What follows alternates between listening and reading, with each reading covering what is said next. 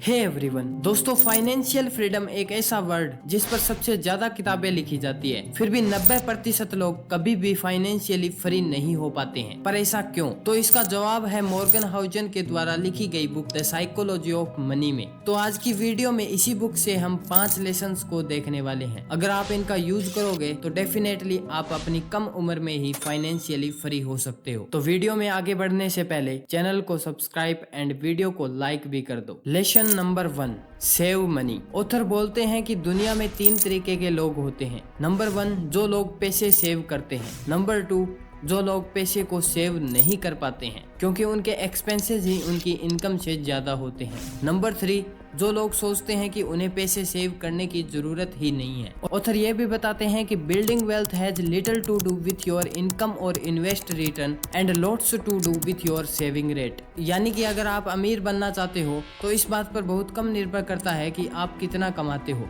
बल्कि आप कितना ज्यादा और कितनी जल्दी सेव करना शुरू करते हो इस बात पर निर्भर करता है। सेविंग का सिंपल मतलब है इनकम माइनस एक्सपेंसेस, यानी कि हम आपकी इनकम से खर्च को निकाल दें तो वो आपकी सेविंग होगी। बट ऑथर ने हमारे एक्सपेंसेस को ईगो कहा है, क्योंकि एक्सपेंसेस सिर्फ वे हैं जिनकी हमें एक्चुअल में नीड होती है। और इसके अलावा आप जो कुछ भी खरीदते हो, जैसे कि बड़ी बड़ी गाड़ियां और नया फोन, जो सिर्फ आपके ईगो को ही पूरा करता है, जो सिर्फ आप लोगों को दिखाने के लिए ही खरीदते हो। तो दोस्तों, सेविंग करना बहुत जरूरी है, जिसके कारण आप जल्दी ही फाइनेंशियली फ्री हो सकते हो। सेकेंड लेसन है अंडरस्टैंडिंग कंपाउंडिंग। कंपाउंडिंग एक ऐसा तरीका है जिसका रिजल्ट आपको लॉन्ग टाइम में ही देखने को मिलता है। वॉरेन बफेट, जिनको सभी एक बहुत अच्छा इन्वेस्टर मानते हैं, जो कि वो है भी, क्योंकि वॉरेन बफेट बचपन में ही इन्वेस्टमेंट करने लग गए थे। आज वॉरेन बफेट की नेटवर्थ 132.9 बिलियन डॉलर है, जिनमें से 99% वेल्थ उन्होंने अपनी 60 की उम्र के बाद कमाए हैं। वॉरेन बफेट ने 10 की उम्र से ही इन्वेस्टमेंट शुरू कर दी थी और 30 की उम्र तक उनके पास $1 मिलियन रुपए थे।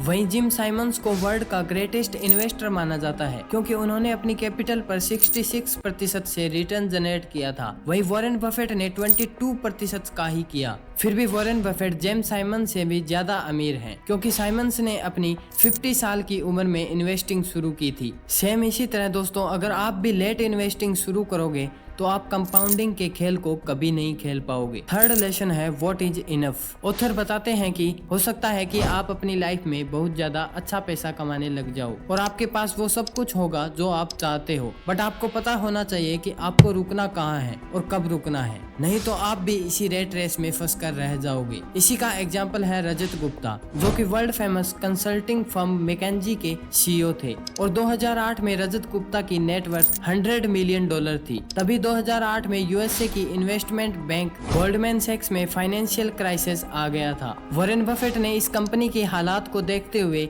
कंपनी में $5 बिलियन का इन्वेस्ट करने की सोची, ताकि इस कंपनी की सिचुएशन ठीक हो सके। रजत गुप्ता को इस इन्फॉर्मेशन का पहले ही पता चल चुका था। तभी गुप्ता ने राज रत्नम को कॉल किया और राज रत्नम ने कुछ ही समय में गोल्डमैन सैक्स के 175,000 शेयर्स को खरीद लिया और बहुत ही कम समय में प्रॉफिट निकाल लिया। इसके इन्वेस्टिगेशन के बाद दोनों को इनसाइड ट्रेडर के जुल्म में जेल जाना पड़ा। सेम हर्षद मेहता के साथ भी हुआ था। इस रेट रेस से निकलने के लिए ऑथर ने 2 प्रैक्टिकल सॉल्यूशन बताए हैं। First, stop moving the post, means अपने लिए एक फिक्स फाइनेंशियल गोल बनाओ और उसको अचीव करने के बाद आराम करो। Second, don't compare with others. Fourth lesson है फ्रीडम। ऑथर कहते हैं कि हैप्पीनेस की डेफिनेशन हर व्यक्ति के लिए अलग अलग होती है, लेकिन हर एक इंसान को सिर्फ 2 चीज चाहिए, लाइफ में कंट्रोल और पैसा। पैसे का सबसे बड़ा फायदा ये है कि हमें कभी भी कुछ भी करने की फ्रीडम देता है, कि हम कुछ दिन काम से छुट्टी लेकर कहीं घूमने जा सकते हैं, अपनी फैमिली के साथ टाइम स्पेंड कर सकते हैं, और अगर हमारे पास 6 मंथ का इनफ फंड है तो हम अपने अनुसार अपनी जॉब को सेलेक्ट कर सकते हैं या फिर अपना बिजनेस भी स्टार्ट कर सकते हैं। फिफ्थ लेसन है गेटिंग वेल्दी